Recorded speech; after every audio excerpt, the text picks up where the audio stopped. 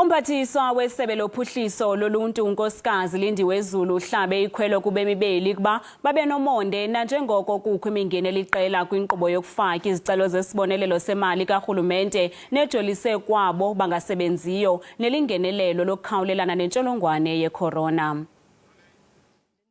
Ivulwe ngokusesikweni le nkqubo yokufakwa kwezicelo zezibonelelo zikarhulumente ngabo bangaphangeliyo kweli ukukhawulelana nentsholongwane ye-corona.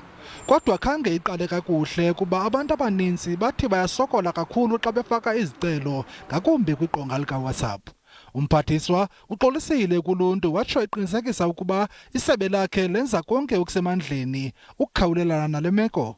It is possible that we are going to come across these challenges where the system gets clogged. And they already told me by yesterday to say the system that got clogged was the WhatsApp system, and they were going to be working on it overnight. Umphathiswa uphinde wayibethelela into yokuba abantu esele bexhamla kwimali yezibonelelo zikarhulumente mabangazifaki izicelo kule mali yabantu abangaphangeliyo. Ukanti nabafundi abaxhamlayo kwinkqubo ye-NSFAS nabo kuthiwa bangazifaki izicelo kuba soze baxhamle kule mali. We've got a very strong system of connecting to other social grant recipients and people who are going to get UIF, people who are going to get any other form of government grant.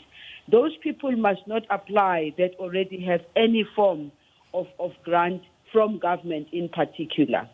Ukanti abo zibe impumelelo izicelo zabo kuthiwa baza kwaziswa ngokuthi bathunyelelwe imiyalezo eqinisekisayo oko. Baza kuqala ke ukuhlawulwa abantu ngomhla wa-15 kule nyanga.